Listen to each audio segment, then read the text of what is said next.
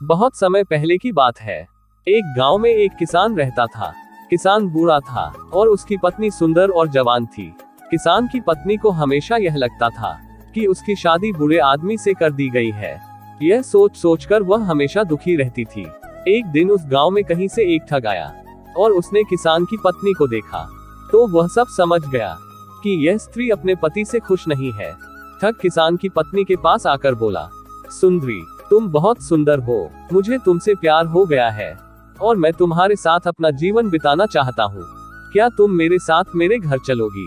किसान की पत्नी ठग की बातों में आ गई और अपने पति को छोड़कर उसके साथ जाने के लिए तैयार हो गई। दोनों ने भागने के लिए समय तय कर लिया। ठग ने कहा, तुम्हारा पति तो बूढ़ा हो गया है, वह धन का क्या करेगा? तुम अपने साथ घर में रखा धन और जेवर भी रख लेना, वो भविष्य में हमारे बहुत काम आएंगे। स्त्री उस ठग की बातों में पहले ही आ चुकी थी और उसके कहे अनुसार उसने घर में रखा धन और जेवर भी अपने पास रख लिए। और रात्रि जब उसका पति और पूरा गांव सो रहा था तब ठग के साथ घर से भाग गई। सुबह होते होते जब वे गांव से बहुत दूर निकल गए, रास्ते में उन्हें एक बड़ी नदी मिली। ठग ने सोचा, मैं किसी तरह इसका धन लेकर इसे यहीं छोड़ देता हूँ।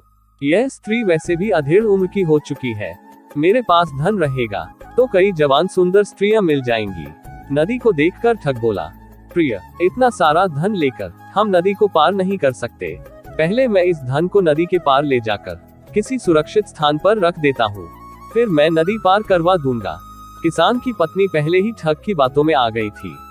इस बार भी उसने बिना सोचे समझे ठग को धन की गठरी दे दी और वहीं बैठकर उसके आने का इंतजार करने लगी। बहुत अधिक समय बीत गया परंतु ठग नहीं लौटा। अब किसान की पत्नी को सारा माजरा समझ में आ गया और अपना सब कुछ लुट जाने के दुख से नदी किनारे बैठकर रोने लगी। उसी समय एक गीदड़ी मुंह में मांस का टुकड़ा लेकर स्त्री के सामने से गुजरी। गीदड़ी को नदी में एक बड़ी सी मछली दिखाई दी। गीदड़ी ने मछली पकड़ने के लिए उस पर झपट्टा मारा। मछली उछलकर दूर चली गई और गीदड़ी के मुंह में रखा मांस का टुकड़ा नदी में गिर गया और तेज धार में वह बह गया।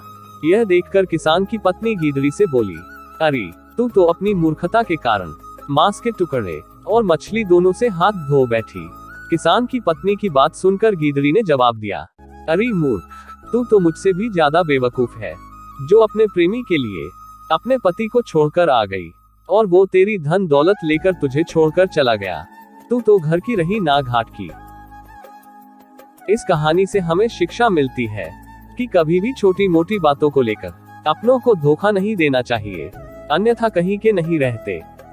ऐसी ही और भी प्रेरणादायक और रोचक कहानियां सुनने के लिए अभी सब्सक्राइब करें प्रेरणा टीवी को, ताकि वीडियो की नोटिफिकेशन पहुंचे आप तक सबसे पहले।